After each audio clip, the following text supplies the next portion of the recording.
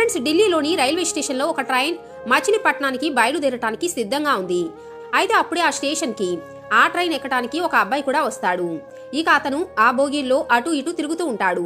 ఎందుకంటే బోగీ అంతా కూడా ఫుల్ రష్గా ఉండటంతో అతనికి సీట్ ఎక్కడా దొరకలేదు. ఇక అతను జనరల్ కంపార్ట్మెంట్లో సీట్ దొరకలేదని స్లీపర్లోకి వెళ్లి చూస్తాడు. అక్కడ కూడా అతనికి సీట్ దొరకదు. ఇక అబ్బాయి చూడటానికి కొద్దిగా పాత బట్టలు వేసుకుని ఉన్నాడు. ఎందుకంటే అతను కూలీగా పనిచేస్తున్నాడు. అప్పటికే జనం రద్దీగా ఉండటం కారణంగా అతనికి బాగా చెమట పట్టి అతని శరీరం నుండి చెమట వాసన కూడా వస్తూ ఉంది. ఇక అతనికి స్లీపర్ బోగీలో కూడా సీట్ దొరకకపోవడంతో ఏసీ కంపార్ట్మెంట్లోకి వెళతాడు. అయితే అతను ఏసీ బోగీలోకి వెళ్ళినప్పుడు అక్కడ అతనికి సీట్ అనేది దొరుకుతుంది. అప్పటికే ఆ సీట్లో ఒక అమ్మాయి పడుకొని ఉంటుంది. ఇక ఆ అమ్మాయి కాళ్ళు ముడుచుకుని ఉండటంతో ఆ అమ్మాయి కాళ్ళ దగ్గర సీట్ ఖాళీగా ఉండటంతో ఆ అబ్బాయి అక్కడే అడ్జస్ట్ అయి కూర్చుంటాడు. అయితే అప్పుడే ఆ అబ్బాయి ఆ పడుకున్న అమ్మాయి ముఖాన్ని చూసి ఒక్కసారిగా షాక్ అవుతాడు. ఎందుకంటే ఫ్రెండ్స్, ఆ అమ్మాయి మరెవరో కాదు, 10 ఏళ్ల క్రితం ఆ అబ్బాయి ప్రేమించిన అమ్మాయి. అంటే అతను ఎంతగానో ఇష్టపడిన అతని లవర్. కానీ ఇప్పుడు ఆ అమ్మాయి చూడటానికి చాలా హై క్లాస్లో మంచి ఏదో జాబ్ చేస్తున్నట్లుగా కనిపిస్తూ ఉంది. ఎందుకంటే ఆ అమ్మాయి యూపీఎస్సీ పరీక్షలన్నిటినీ క్లియర్ చేసి కొన్ని రోజుల్లోనే ఐఏఎస్ ట్రైనింగ్ కూడా వెళ్ళబోతుంది. అంటే ఆమె కాబోయే కలెక్టర్. ఇక ఈ అబ్బాయి ఏమో ఒక కూలీ. మరి అటువంటి పరిస్థితుల్లో తను ఎంతగానో ప్రేమించిన ఆ అమ్మాయిని చూసి నిరాశతో తన తలను కిందకు దించుకుంటాడు. అందులోనూ ఆ అమ్మాయి ఇప్పుడు ఒక ఐఏఎస్ ఆఫీసర్గా మారింది. ఇక ఆ అబ్బాయి ఏమో ఇప్పటికీ కూలీగాని పనిచేస్తూ ఉన్నాడు. మరి అటువంటి పరిస్థితిలో ఉన్న ఆ అబ్బాయిని చూసి ఆ అమ్మాయి ఎలా రియాక్ట్ అయింది? ఆ తర్వాత అసలు ఈ ఇద్దరి మధ్య ఏం జరుగుతుంది? నిజంగా ఈ సంఘటన గురించి తెలిస్తే మీరు కూడా ఎంతో ఎమోషనల్గా ఫీల్ అవ్వటం గ్యారంటీ. ఒకరినొకరు ఎంతగానో ప్రేమించుకున్నా ఆ అమ్మాయి ఆ అబ్బాయికి అసలు చివరకు ఏం జరుగుతుంది? మళ్ళీ వారు ఒకరి నుంచి ఒకరు విడిపోయారా, లేదా శాశ్వతంగా కలిసి ఉండిపోయారా? అసలు ఆ అమ్మాయికి ఆ అబ్బాయికి ఎలా పరిచయం అయింది? ఆ అబ్బాయి కూలీగా ఎందుకు మారాడు? ఆ అమ్మాయి మాత్రం ఐఏఎస్ ఆఫీసర్ ఎలా అయింది? ఈ సంఘటనలన్నిటికీ సంబంధించిన పూర్తి వివరాల గురించి ఈ వీడియోలో మనం వివరంగా తెలుసుకుందాం. ఎందుకంటే ఫ్రెండ్స్, ఈ స్టోరీ అనేది రియల్ గా జరిగిన సంఘటన. మరి ఆ అమ్మాయి అబ్బాయి ఇద్దరు ఒకరినొకరు కలుస్తారా లేదా అనేది మీరు వీడియోని చివరి వరకు స్కిప్ చేయకుండా చూస్తే మాత్రమే తెలుస్తుంది. ఎందుకంటే ఫ్రెండ్స్, ఎంతో హార్ట్ టచింగ్ అండ్ ఎమోషనల్ గా ఉండే ఈ స్టోరీని కనుక మీరు చూస్తే మీ కళ్ళల్లో కూడా నీళ్లు ఆగకుండా ఉండలేవు. మరి వీడియోని పూర్తిగా చూసే ముందు ఈ వీడియోని లైక్ చేయడం మాత్రం మర్చిపోకండి. నమస్తే friends, welcome back to our channel. Friends, అది సంక్రాంతి నెల. సెలవులు కావటంతో ఢిల్లీలో చదువుకున్న స్టూడెంట్స్ కానీ పనిచేస్తున్న వారు అందరూ కూడా సెలవుల కోసం తమ ఇళ్లకు వెళుతూ ఉన్నారు. ఇక ఆ సమయంలో ఒక అబ్బాయి కూడా తన ఉద్యోగం నుండి సెలవు తీసుకుని ఢిల్లీ నుండి తన ఊరైన మచిలీపట్నంకు వెళ్లాలని రైల్వే స్టేషన్కు వస్తాడు. కానీ టికెట్ తీసుకోవటానికి తను రైల్వే స్టేషన్కి వెళితే అతనికి స్లీపర్ టికెట్ అనేది దొరకదు. ఎందుకంటే సంక్రాంతి సమయంలో మీరు కనుక ఊరు వెళ్ళాలి అనుకుంటే కనీసం 3 నుండి 4 నెలల ముందుగానే టికెట్ రిజర్వ్ చేసుకోవాల్సి ఉంటుంది. అప్పటికప్పుడు వెళితే రిజర్వేషన్ కాదు కదా, కనీసం నార్మల్ టికెట్ కూడా దొరకటం చాలా కష్టం. కానీ అతను ఇంటికి వెళ్లాలని ఎలాగోలా జనరల్లోనే ఎక్కేస్తాడు. జనరల్ కంపార్ట్మెంట్ లోకి వెళ్లిన వెంటనే ఆ కంపార్ట్మెంట్ మొత్తం కూడా చాలా రద్దీగా ఉంటుంది. చివరికి బాత్రూమ్ లో కూడా కనీసం ఖాళీ ఉండదు. తలుపులకు వేలాడుతూ కొంతమంది, గేట్ దగ్గర మరికొంతమంది, జనంతో ఫుల్ రష్ గా ఉంటుంది. ఇక అతనికి నిలబడటానికి కనీసం ఊపిరి తీసుకోవటానికి కూడా చాలా కష్టంగా ఉండటంతో ట్రైన్ నెక్స్ట్ స్టేషన్ లో ఆగిన వెంటనే ఎలాగోలా ఆ బోగీలో నుండి బయటకు వచ్చి స్లీపర్ బోగీలోకి వెళ్లి ఎక్కుదామనుకుంటాడు. ఎందుకంటే స్లీపర్ బోగీలో కూర్చుంటే ఏదైనా ఫైన్ వేస్తే అది కట్ అయినా సరే ఆ బోగీలోనే కూర్చోవాలి అనుకుంటాడు. కానీ స్లీపర్ డోర్ బోగీ తెరవాలి అనుకుంటే ఆ బోగీ లోపల నుంచి లాక్ అయి ఉందని అతనికి అర్థమవుతుంది. ఇక ఆ బోగీలో కూడా చాలా మంది జనం ఉండటంతో ఆ బోగీ తలుపులనేవి క్లోజ్ చేసేశారు. అయితే అప్పుడే ట్రైన్ అనేది స్టేషన్ నుండి కదలటం మొదలుపెట్టింది.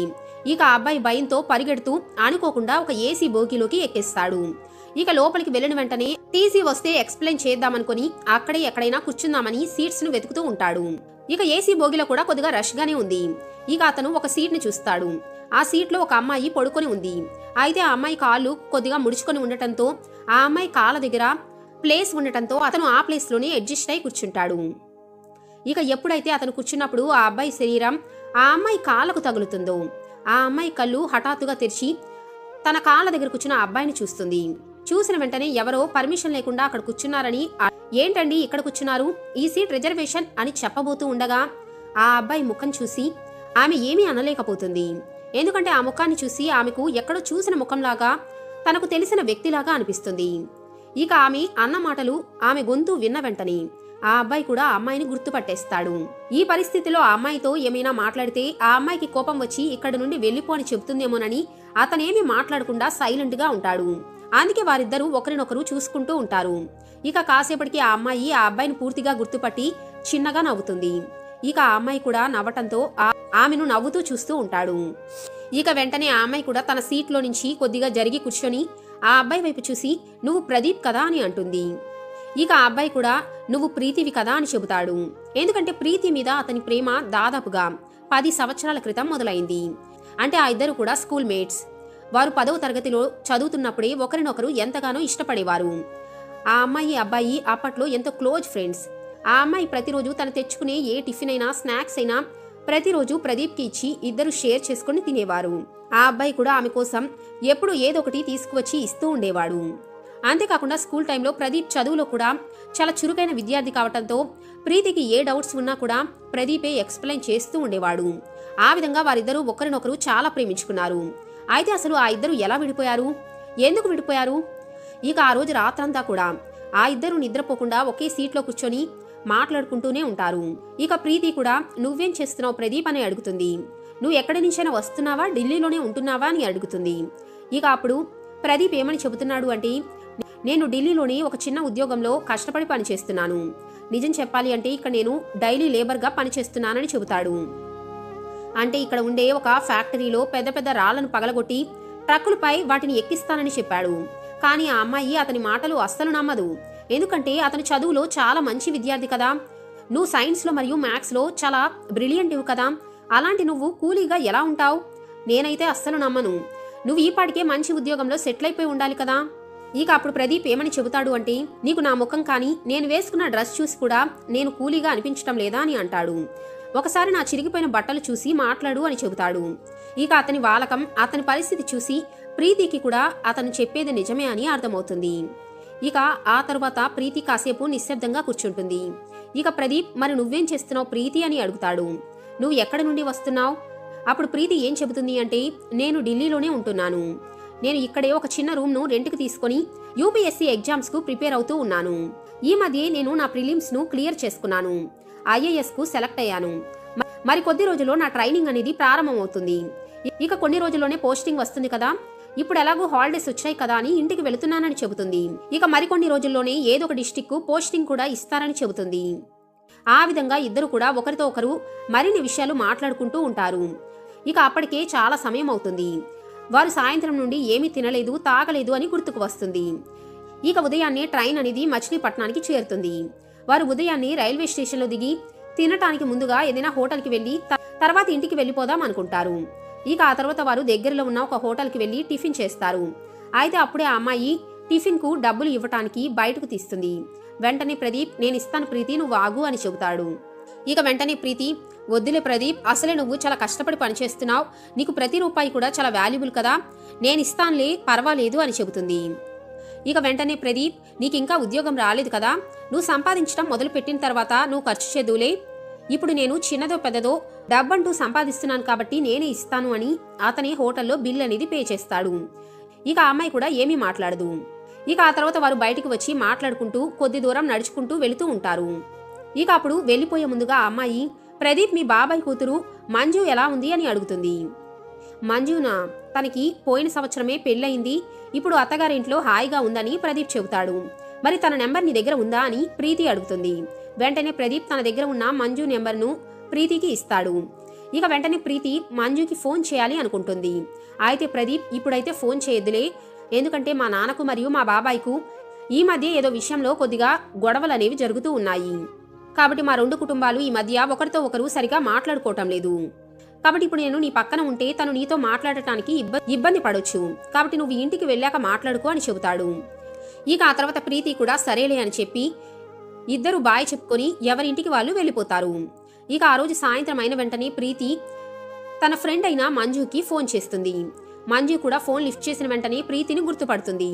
ఆ తర్వాత ఇద్దరు కూడా ఒకరితో ఒకరు చాలాసేపు మాట్లాడుకుంటారు. ఆ తర్వాత మంజు ఏమని అంటుంది అంటే అంతా బానే ఉంది కానీ ప్రీతి, ఇన్నేళ్ల తర్వాత నీకు నా నెంబర్ ఎలా దొరికిందో చెప్పు అని అడుగుతుంది.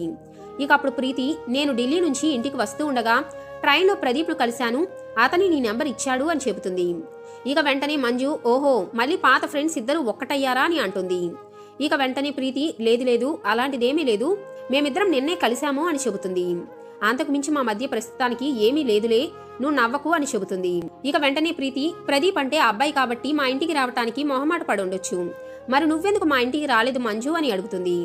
నువ్వైనా ఇన్నేళ్లలో ఒక్కసారైనా మా ఇంటికి వచ్చి నాతో మాట్లాడి ఉండొచ్చు కదా, మనం దాదాపుగా స్కూల్ నుంచి విడిపోయి 10 ఏళ్ళు అవుతుంది కదా అని ప్రీతి అంటుంది.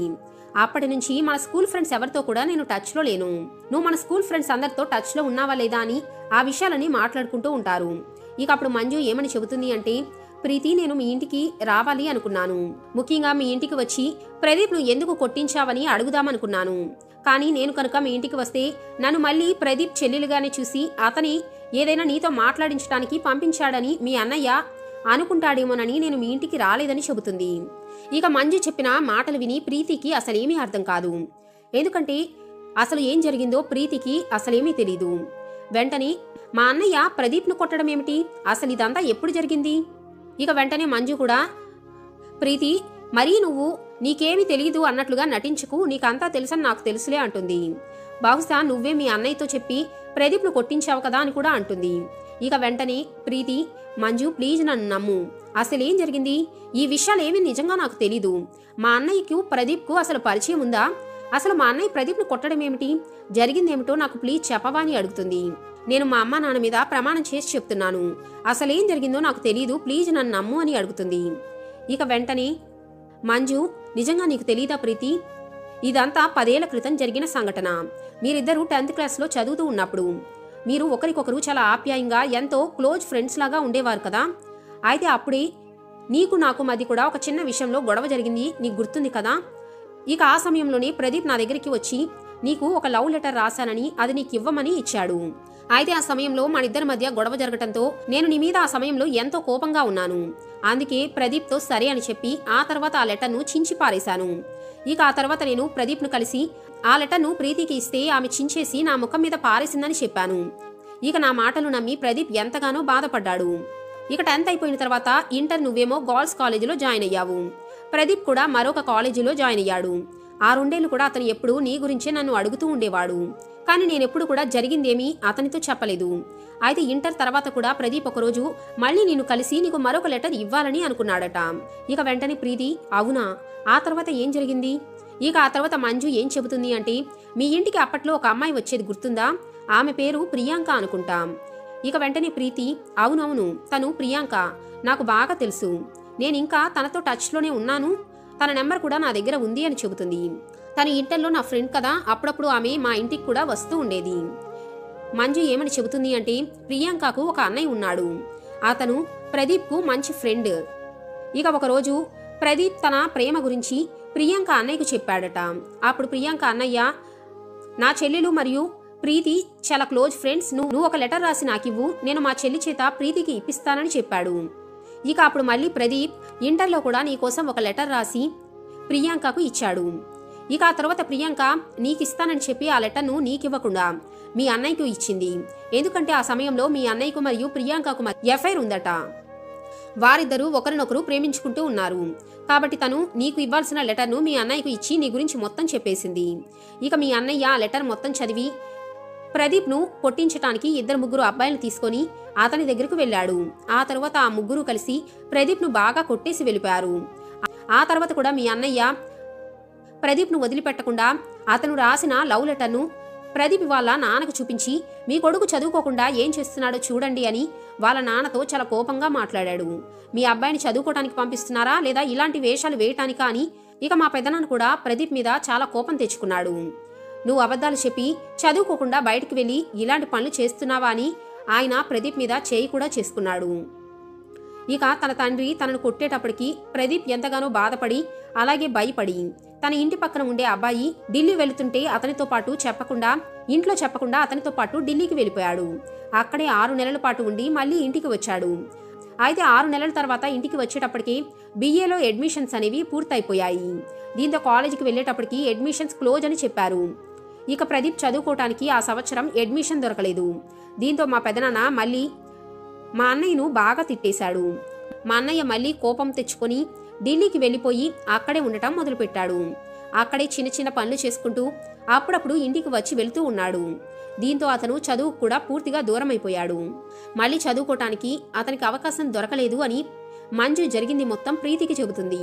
ఇక ఆమె మాటలన్నీ విన్న ప్రీతి నిజంగా నమ్మలేకపోతుంది. తన వెనుక ప్రదీప్ జీవితంలో ఇంత జరిగిందా అని తను ఆశ్చర్యపోతుంది.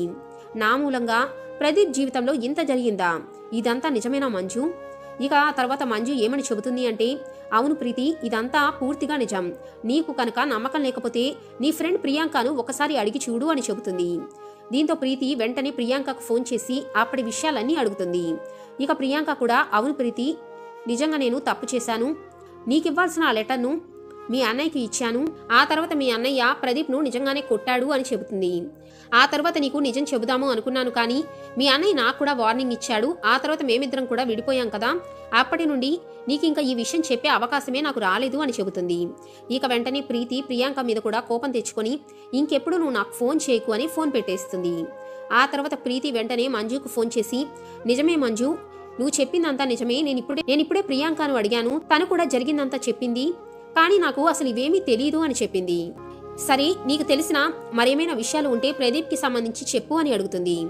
ఇంకా నా గురించి ప్రదీప్ ఇప్పటికైనా ఏమైనా చెబుతూ ఉంటాడా అని కూడా అడుగుతుంది. ఎందుకంటే ప్రదీప్ ప్రీతిని ఎంత ఇష్టపడ్డాడో ఇప్పుడే కదా ఆమెకు తెలిసింది. తనను అంత ఇష్టపడిన అబ్బాయి గురించి తెలుసుకోవాలని ఏ అమ్మాయికైనా అనిపిస్తుంది కదా. ఆ ఆతృతతోనే ప్రీతి ఆ విధంగా మంజుని అడుగుతూ ఉంటుంది. ఆమెకు సంబంధించి ప్రదీప్ ఇంకా ఏమని ఫీల్ అవుతూ ఉన్నాడో తెలుసుకోవాలని ఆమె ఆలోచిస్తుంది. ఇక మంజు ఏమని చెబుతుంది అంటే, ఈ మధ్య మా ఇరు కుటుంబాల మధ్య గొడవలు జరగటంతో మేమంతగా కలవటం లేదు, కానీ పోయిన ఏడాది నా పెళ్ళప్పుడు ప్రదీప్ని చూశాను. ఆ సమయంలో అతను బాగా డ్రింక్ చేసి నిన్ను బాగా తిట్టుకోవటం నేను విన్నాను.